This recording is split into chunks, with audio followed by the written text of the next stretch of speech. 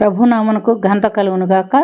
విలాప వాక్యములు 3వ అధ్యాయము 22వ వాక్యము మనం చదువుకుంటున్నాం. యెహోవా కృపకలవాడు, ఆయన వాత్సల్యత ఎడదగక నిలుచుచున్నది గనుక మనము నిర్మూలము కాకున్న వారము.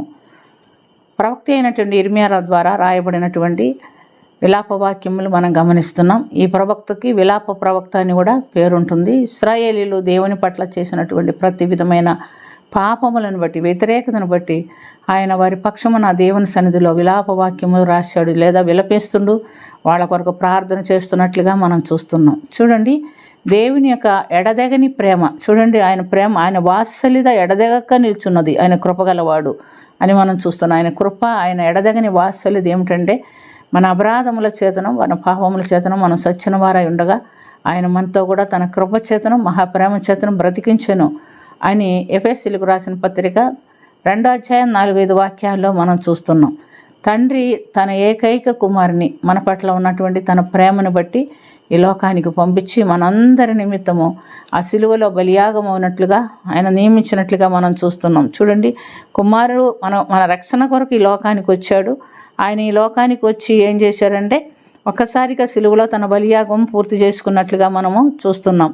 ఇందుని బట్టి మనం గమనించినప్పుడు మన పాపముల నిమిత్తము యేసుక్రీస్తు యొక్క శరీరం ఒక్కసారియే అర్పింపబడుట చేత ఆ చిత్తమును బట్టి మనం పరిశుద్ధపరచబడి ఉన్నాము అని హెబ్రీయులకు రాసిన పత్రిక 10వ అధ్యాయం 10వ వాక్యములో మనం గమనిస్తున్నాం. ఎందు నిమిత్తం అంటే, తండ్రికి మానవునికి మధ్యలో ఉంటున్న వివాదం. యెషయా గ్రంథం 1వ అధ్యాయం 18వ వాక్యములో మనం గమనిస్తున్నాం. రండి, మన వివాదము తీర్చుకుందాము అని ప్రవక్త చెప్తున్నాడు. దేవుడు పిలుస్తున్నాడు.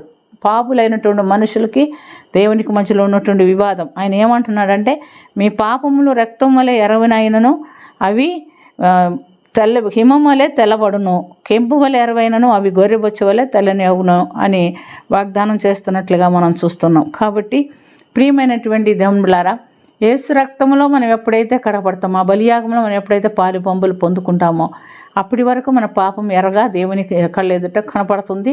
అదొక వివాదంగా నిలబడుతుంది. మనకు దేవుని రాజ్యానికి అడ్డుగోడలుగా నిలబడుతున్నట్లుగా మనము చూస్తున్నాం. కాబట్టి ఎవరైనా దేవుని బిడ్డలమని పిలువబడేవాళ్ళం, మనకు దేవునికి మధ్యలో ఎటువంటి వివాదం లేకుండా యేసు ప్రభు దగ్గరకు వస్తే, ఆయన సిలువలో మన కొరకు కార్చిన ఆ రక్తంలో మనం కడగబడినప్పుడు మనకు దేవునికి మధ్యలో ఉన్నటువంటి వివాదము తీరిపోతుంది. ఆ రక్తంలో ఆయన మనల్ని కడిగి పరిశుద్ధపరిచి నిర్మలమైన బిడ్డలుగా దేవుని సన్నిధిలో నిలబెట్టుకునేదానికి దేవుడు ఇష్టపడుతున్నాడు. కనుక ఆయన కృప, ఆయన మహాకృప గలవాడు అని మనం చూస్తున్నాం. యెహోవా కృప గలవాడు, ఆయన వాత్సల్యత ఎడదెగక నిలుచుచున్నది గనక మనం నిర్మూలము కాకున్న వారం. మనం నిత్యము దేవుని సన్నిధిలో నిలిచినట్లుగా ఆయన మహాకృప తన కుమారుని ద్వారా మనకు దయచేసినట్లు మనం చూస్తున్నాం. కనుక ఎవరమైనా ఆయన యందు విశ్వాసం ఉంచి ఈ మహాకృపకి పాత్రలగినట్లుగా దేవుడు మనకందరికి సహాయం చేయనుగాక.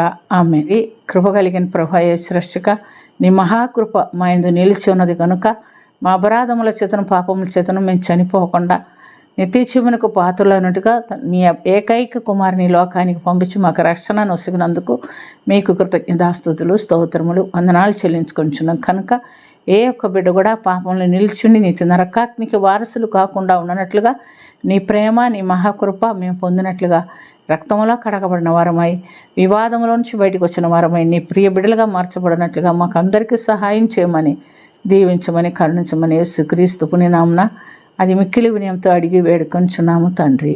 ఆమేన్.